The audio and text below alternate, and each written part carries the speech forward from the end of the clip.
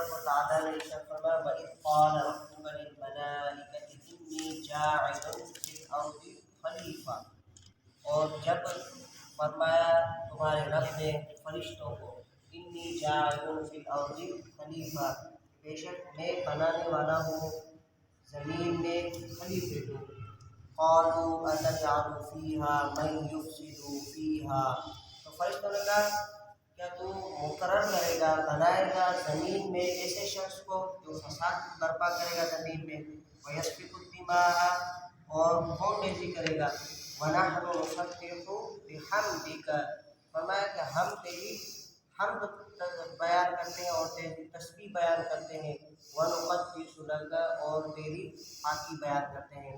اللہ تعالیٰ نے فرمایا قَالَ إِنِّي أَعْلَمُ مَا لَا تَعْلَمُونَ، یعنی میں جانتا ہوں تم لوگ نہیں جانتے اس کے بارے میں۔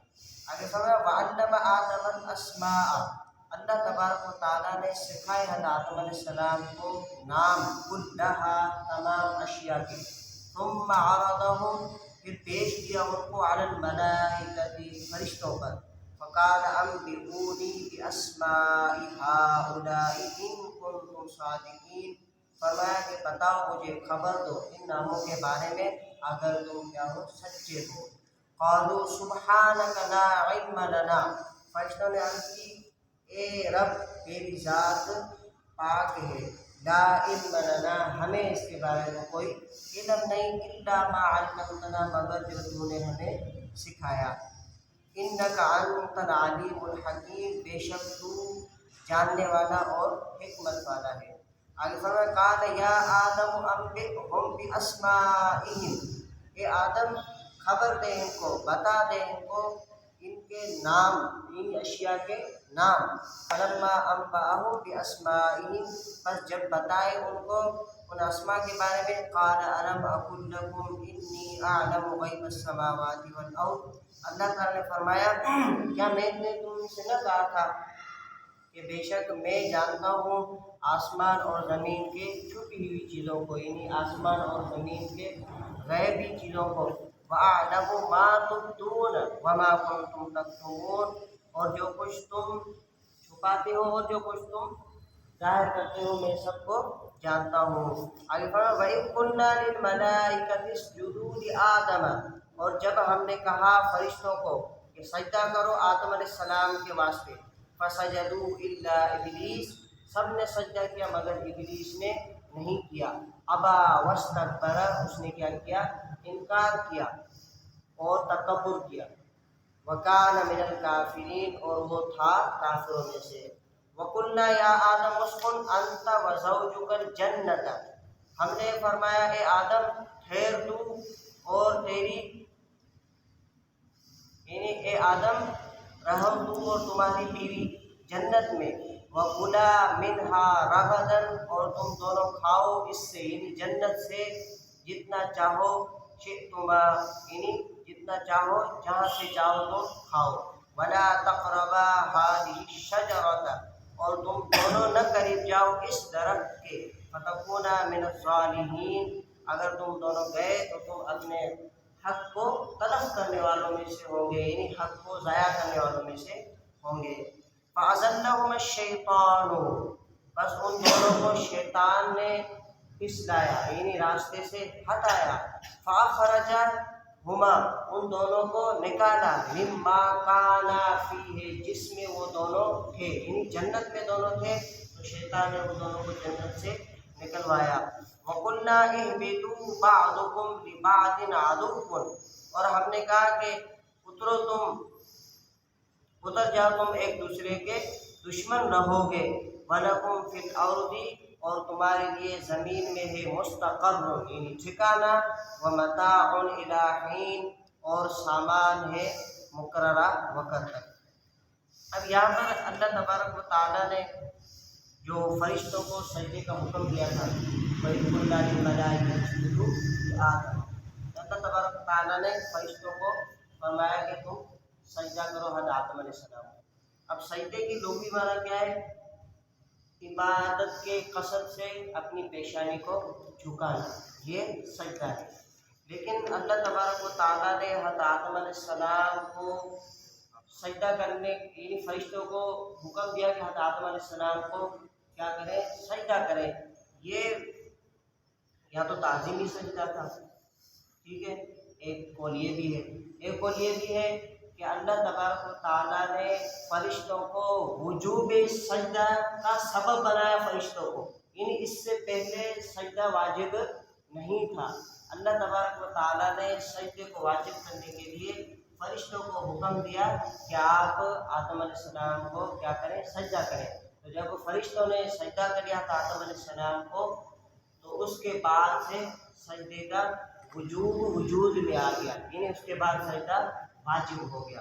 اسی طرح اللہ تبارک و تعالیٰ نے یہاں پر اللہ تبارک و تعالیٰ نے آدم علیہ السلام کو اور ان کی بیوی اما حوا کو درخت کے کھانے سے منع فرمایا تھا، یعنی ایک درخت تھا جنت میں جس سے اللہ تبارک و تعالیٰ نے ان کو منع فرمایا تھا کہ اس درخت سے آپ نہیں کھانا، لیکن شیطان نے فَأَزَلَّهُمَ الشَّيْطَانُ، یعنی شیطان نے ان دونوں کو کیا کیا؟ راستے سے ہٹایا، پھس لایا۔ اب یہاں پر لفظ کون سا ہے؟ أَزَلَّهُمَا، أَزَلَّ، الف زا لام، ازل۔ اس کے اگر لغوی معنی کو دیکھا جائے تو لغوی معنی کہتے ہیں الزلۃ فی الاصل استرسال الرجل من غیر قصد، یعنی بلا ارادہ پاؤں کا پھسل جانا، بلا ارادہ یا بلا قصد پاؤں کا پھسل جانا، یہ کیا ہے؟ ازل ہے۔ کیونکہ حضرت آدم علیہ السلام اللہ تعالیٰ کے نبی ہیں، وہ معصوم ہیں، وہ معصوم ہے، شیطان ان کو راستے سے بھٹکا نہیں سکتا یا ان کو معاذ اللہ گمراہ نہیں کر سکتا۔ تو اس لیے یہاں پر لفظ ازل آیا ہے جس کی معنی کیا ہے؟ بلا ارادہ اور بلا قصد راستے سے بھٹک جانا، یہ کیا ہے؟ ازل ہے۔ اب یہاں پر عصمت انبیاء علیہ السلام کے بارے میں بھی بہت سارے لوگوں نے کلام کیا ہے کہ انبیاء علیہ السلام معصوم ہیں، پھر بھی حضرت آدم علیہ السلام نے خطا کی اور درخت سے کھا لیا، یعنی اس کا مطلب یہ ہے کہ حضرت آدم علیہ السلام نے معاذ اللہ گناہ کا ارتکاب کر لیا، یعنی آپ گناہ کے مرتکب ہوئے نہیں۔ گناہ وہ ہوتا ہے جو قصدن ہو، جو ارادتن ہو، یعنی انسان کسی فعل کو، کسی برے کام کو قصدن کرے یا ارادتن کرے، یہ کیا ہے؟ گناہ ہے۔ اگر کوئی کام، کوئی فعل جو گناہ کا ہو لیکن بلا ارادہ ہو، بلا قصد ہو، وہ گناہ نہیں کہلاتا۔ تو یہ انبیاء علیہ السلام اور عام انسانوں میں کیا ہے؟ فرق ہے، کیونکہ یہاں پر ازل آیا ہے جس کا معنی ہے کہ بغیر قصد کے اب پاؤں کا پھسل جانا۔ حضرت آدم علیہ السلام نے یعنی بلا قصد یہ فعل کر لیا، یہ گناہ میں شمار نہیں ہوتا۔ دوسری آیت میں فرمایا فنسی آدم، کہ حضرت آدم علیہ السلام سے بھول ہو گئی۔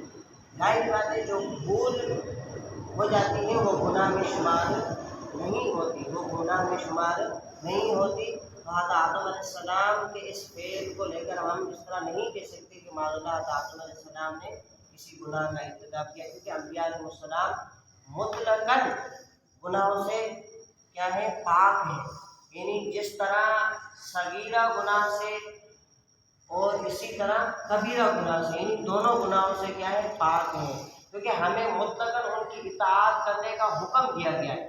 اگر انبیاء علیہ السلام سے کوئی گناہ سرزد ہو جائے تو یہ کیا ہے؟ نفرت کا باعث بنے گا اطاعت کرنے میں، یعنی لوگ پھر ان کی اطاعت کرنے میں کیا کریں گے؟ کترائیں گے، پیچھے ہٹیں گے۔ اس لیے اللہ تبارک تعالیٰ نے تمام انبیاء علیہ السلام کو معصوم بنایا، ان کو گناہوں سے معصوم کیا تاکہ لوگ ان کی کیا کریں؟ مطلقاً اطاعت کریں۔ اب دوسری آگے فرمایا فَتَلَقَّىٰ آدَمُ مِن رَبِّهِ كَلِمَاتٍ، یعنی حضرت آدم علیہ السلام نے اپنے رب سے کچھ کلمات سیکھ لیے، کچھ کلمات سیکھ لیے۔ فَتَابَ عَلَيْهِ، بس توبہ کی، اللہ تبارک و تعالیٰ نے ان کی توبہ قبول کی۔ إِنَّهُ هُوَ التَّوَّابُ الرَّحِيمُ، بے شک وہی توبہ قبول کرنے والے اور رحم فرمانے والے ہیں۔ اب یہاں پر توبہ کے لغوی معنی ہے کہ گناہوں سے رجوع کرنا، گناہوں پر نادم اور پشیمان ہونا، اور دوبارہ گناہوں کی طرف نہ لوٹنا، یعنی گناہ میں یہ تینوں چیزیں، توبہ میں یہ تینوں چیزیں پائی جاتی ہیں۔ توبہ میں یہ تینوں چیزیں ہوں گی تب انسان کی توبہ قبول ہوتی ہے۔ ایک یہ کہ وہ دوبارہ گناہ کی طرف نہ لوٹے، اور دوسرا یہ کہ وہ گناہ پر کیا ہو، پشیمان ہو، نادم ہو، پشیمان اور نادم ہو۔ تو اس طرح اگر وہ توبہ کرے گا تو اللہ تبارک و تعالیٰ ضرور اس کی توبہ کو قبول فرمائے گا۔